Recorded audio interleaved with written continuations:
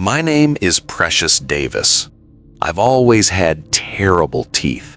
Not just slightly crooked, not just yellowed. I mean genuinely bad. The kind of teeth that make you avoid smiling in photos. The kind that make you speak with your hand partially covering your mouth. Because of that, and honestly because I was irresponsible, I didn't get my wisdom teeth removed when most people do. Everyone I knew had theirs out in high school or early college. I didn't even schedule a consultation until after I had already graduated. That turned out to be a mistake. The extraction itself wasn't the problem. It was the recovery. I don't know what went wrong, but the pain was unbearable. I'm not exaggerating when I say it felt like someone was driving a nail into my jaw every few hours. The kind of pain that makes your eyes water without you realizing it. The only way I could survive it was by setting alarms every 3 hours. Every 3 hours. I would wake up in the dark, take one pill. 3 hours later, wake up again, take the other medication, rotate, repeat, over and over. After a few days of that cycle, something in my brain just felt off. I wasn't sleeping normally anymore. I was existing in fragments, 3-hour bursts of shallow rest, followed by groggy consciousness. It didn't feel human. It felt mechanical. One night, about a week into recovery, I woke up around 4 a.m. to take my medication. The air in my room felt wrong, hot, heavy. Our AC had been acting weird lately, but this was different. My room felt suffocating. I remember sitting up in bed, jaw throbbing, sweat sticking to my shirt. I couldn't fall back asleep. After about 10 minutes of tossing around, I got up and opened my bedroom window. I never sleep with it open, ever, but I needed air. The cool night breeze helped a little. Not enough. So I lay there, staring at the ceiling, waiting for exhaustion to take over. That's when I heard it. At first, it was faint, a scraping sound. I told myself it was just normal outside noise, something I wasn't used to hearing because my window was usually shut. But the more I listened, the more specific it sounded. It wasn't random, it was deliberate. Scratching, dragging, like something with claws moving across a hard surface. Then it got louder, and I realized it was coming from directly above me, from the roof. We live in a wooded area, raccoons, possums, stray cats. It wouldn't have been unusual. Still, my dad would lose his mind if something burrowed into the attic again. It had happened before. And it wasn't like I was anywhere close to sleep. So I got up. I didn't think, I just moved. I walked through the house, grabbed one of my dad's heavy-duty flashlights from the garage, and stepped out the back door. My bedroom sits near the lower part of the roof. If anything was up there, I'd see it easily. I stood in the grass and slowly raised the flashlight beam. Nothing. I scanned left. Nothing. I sighed, assuming whatever it was had moved. Then I started walking around the house, aiming the beam higher toward the front section of the roof. That's when I saw something shift. Just a flicker of movement at the edge of the light. I snapped my wrist toward it, and my entire body locked up. There was a person standing on my roof. Not crouched, not crawling, standing, completely naked, frozen in the beam of my flashlight. For a second, neither of us moved. Then I screamed. I didn't mean to, it just came out of me. The second I did, the person reacted. They moved so fast it didn't look real. Barefoot, on loose shingles, sprinting across the roof like gravity didn't apply to them. They were heading back toward the section above my room. I don't know why I didn't run inside. Instinct took over. I ran along the side of the house to intercept them, yelling for my dad. By the time I rounded the corner, the figure was at the edge of the roof, and then they jumped. I remember thinking, that's impossible. It wasn't a small drop. Even from that lower point, it would have shattered bones. They hit the concrete with a sickening thud. For half a second, they didn't move. Then they stood up, like nothing happened, and charged at me. I didn't even have time to process it. They tackled me to the ground so hard the flashlight flew out of my hand. Before I could react, hands were clawing at my face. Not punching, clawing, like they were trying to dig into my eyes. They were grunting, spitting. Their breath smelled metallic and rotten. I felt warmth running down my cheeks. Blood. I kicked and twisted, but they were unbelievably strong. I remember thinking very clearly, this is how I die. Then the back door burst open. My dad, he tore the man off me with more force than I've ever seen him use. They struggled for a second, my dad cursing, the man thrashing. Then the guy broke free. He was covered in my blood. Instead of attacking again, he ran straight to the edge of our yard. He scaled the fence like it was nothing and disappeared into the woods. Just like that, the forest swallowed him. I don't remember much after that. Hospital, stitches, shots to prevent infections, the doctors asking questions I couldn't answer. The police searched but didn't find anything. They said searching the woods at night was pointless. My dad later found scratch marks on the roof. The guy had been trying to dig into the attic like an animal. The worst part wasn't the scars. It was my mom. She cried for weeks. She's the one who installed cameras after that. To this day, we don't know who he was, or why he chose our house, or how long he'd been out there before I heard him. And sometimes, when I wake up in the middle of the night, I wonder if the 3-hour sleep cycle had made me slow enough that if my dad hadn't heard me screaming, I wouldn't be here to tell this story. I've always thought my house was strange. Not haunted, not creepy in a dramatic way, just oddly designed. Most houses have a short walkway leading to the front door, maybe a small porch with a light overhead. Mine doesn't. To get to our front door, you have to walk through what I can only describe as a covered exterior hallway. It's like the front entrance was pushed back into the structure of the house. Imagine 2 walls forming a narrow passage that leads to the front door.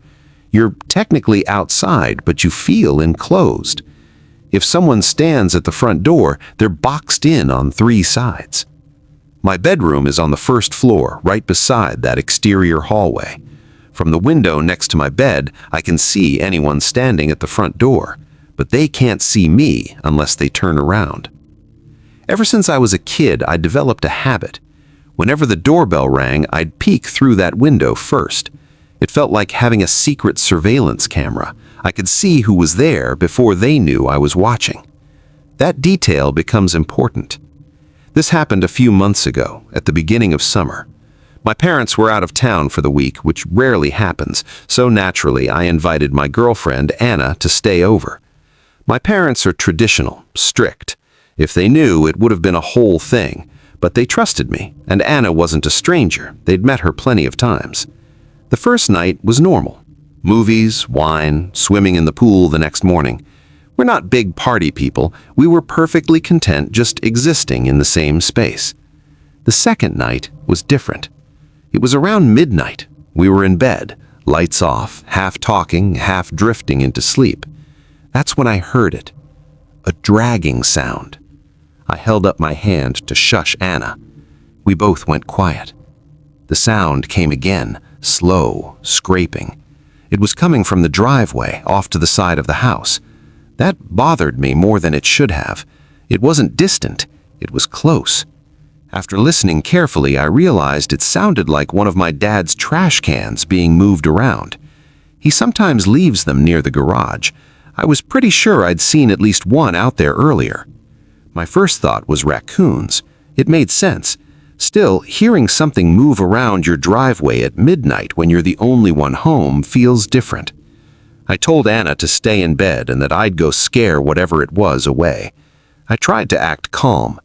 I walked out of my room, down the hall, and flipped on the exterior lights by the front door. The yard lit up. The driveway didn't. So I opened the door. The air outside was still, quiet. Too quiet. I stood on the porch waiting to hear scampering, waiting to see a shadow dart across the yard. Nothing. The dragging sound had stopped.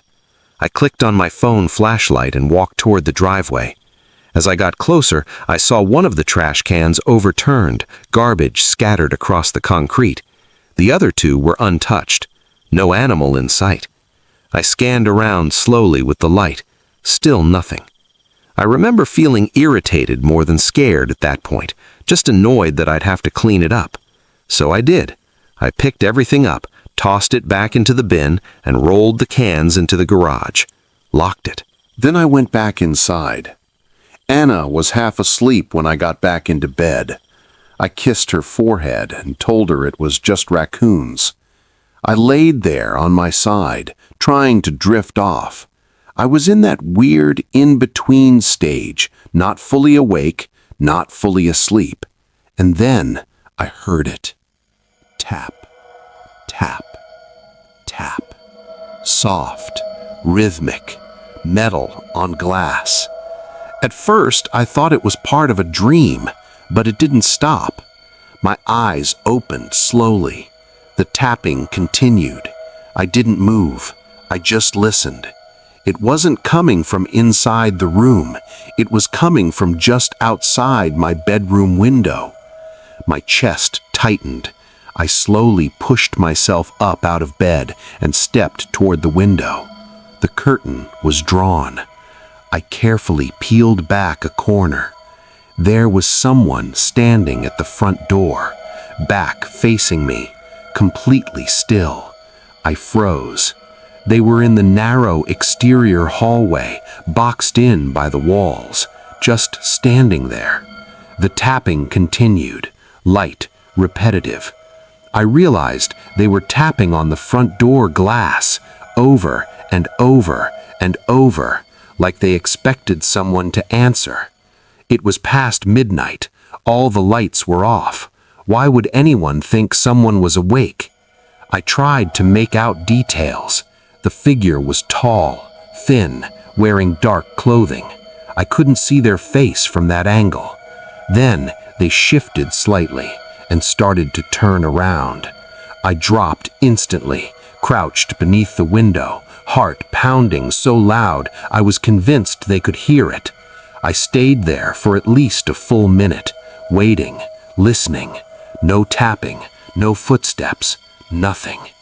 I told myself they hadn't seen me. They couldn't have. Still, I had to look again.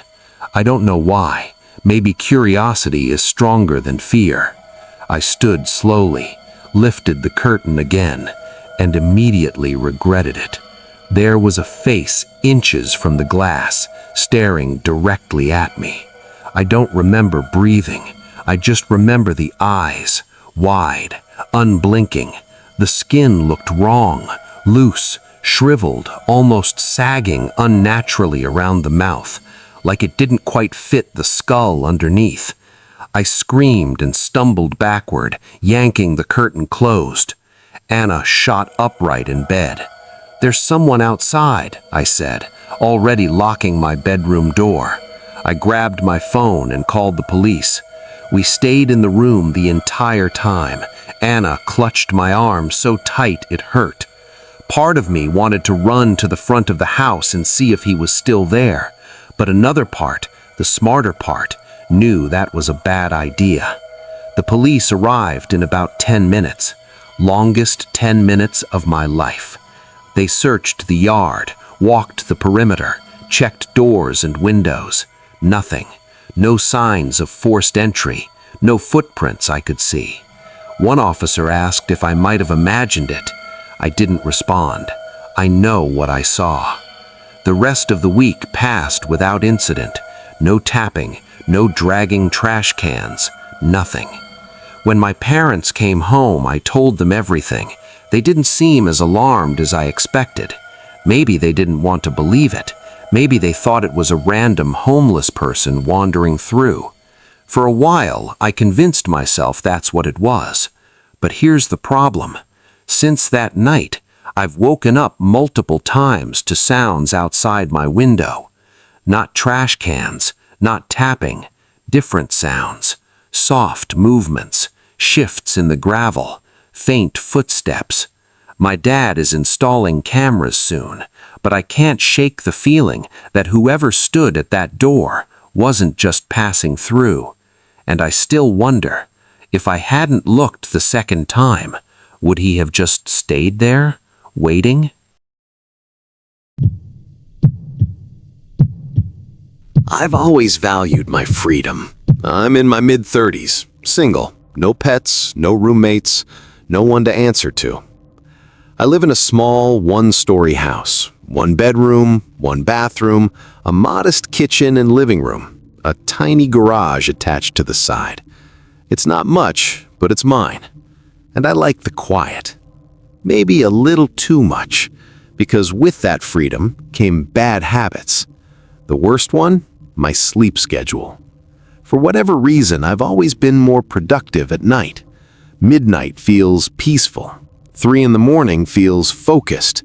There's something about the world being asleep that sharpens my mind. So most nights, I'm awake until dawn. That night was no different. It was past 3 a.m. I was sitting at my desk in my bedroom, working on my computer. No music, no TV, just the sound of my keyboard and the faint hum of my computer fan. The house was silent, completely silent. I was deep in a groove, the kind where time doesn't exist and you forget you're even in a room. And then, footsteps. Heavy, fast, coming down the hallway toward my bedroom. Before my brain could even process it, 3 deafening bangs slammed against my bedroom door. Not polite knocks, not hesitant taps, full force blows, the kind you'd expect from police trying to break in. I shot out of my chair so fast I knocked my monitor sideways. My knee slammed into the desk, but I barely felt it. I just stood there, staring at the door, every muscle locked, waiting for it to burst open. I braced myself for someone to charge in. It never happened. The banging stopped. No footsteps retreating. No breathing on the other side. Nothing. Just silence again. The kind of silence that feels alive. I don't know how long I stood there. It could have been 10 seconds. It could have been 2 minutes. I couldn't move. Then I heard it again. Footsteps. Walking away this time. Back down the hallway. That's when something snapped in me. Adrenaline replaced fear. I grabbed the nearest thing on my desk, an empty beer bottle, and ran toward the door. I didn't think, I just reacted. I flung the door open and sprinted into the hallway, screaming at the top of my lungs. I don't even remember what I was yelling. I just needed whoever it was to know I wasn't going down quietly. I cleared the hallway. Empty. I ran into the living room. Nothing. Kitchen? Nothing. Bathroom? Empty. Every door and window in the house was locked. Every single one. I checked twice. The front door deadbolt was engaged. The back door was secure. All the windows were latched from the inside. No broken glass. No signs of forced entry. My house is small. There aren't many places someone could hide. And yet, I had just heard someone run down my hallway and bang on my bedroom door. I stood in the middle of the living room, beer bottle in hand, heart pounding in my ears. The adrenaline drained almost as fast as it came. Fear rushed back in. Cold, heavy. I retreated to my bedroom, locked the door, and called the police. While I waited, I sat on the edge of my bed and listened. I expected to hear movement again. A creak, a whisper, something. There was nothing. The officers arrived about 15 minutes later. They searched the house thoroughly. Attic hatch, garage, closets, under the bed, every window, every lock. Nothing. One of them gave me that look, the one that says, "Are you sure?" He suggested maybe I had imagined it. Maybe I was overtired. Maybe it was a hypnagogic hallucination, that half-dream state between waking and sleeping. I told him I was wide awake. He nodded, but I could tell he didn't believe me. After they left, the house felt different. Not unsafe, but violated. For the next week, I barely slept. Every creak in the wood made me jump. Every shift of air felt intentional. I replayed the sound in my head over and over, the rhythm of the footsteps, the force of the banging. It wasn't subtle. It wasn't distant. It was right outside my door. I went through every possible explanation. Unlocked window? No. Garage entry? No. Someone hiding in the house beforehand? Impossible. I'd been home all evening, which left only two options. Either someone got in and out without leaving a single trace, or my brain manufactured one of the most vivid physical auditory experiences I've ever had. But here's the part that bothers me. If I imagined it, why did I hear the footsteps walking away? Why did the timing make sense? Why did it feel so real? There's one detail I haven't told many people. The next night, around the same time, just after 3 a.m., I woke up suddenly. I hadn't meant to fall asleep. I must have drifted off at my desk. The house was quiet, but my bedroom door was slightly ajar.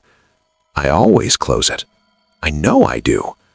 I stared at that crack in the darkness for a long time, listening, waiting. Nothing happened. I eventually convinced myself I had forgotten to latch it, but I've been locking my bedroom door at night ever since, even now, even months later. Sometimes I still stay up until dawn. Sometimes I still work in silence. And every once in a while, when the house is perfectly still, I think I hear something in the hallway. Not footsteps, just the suggestion of movement. And I never know if I'm listening to the house settling or if something once tested my door and realized it was locked.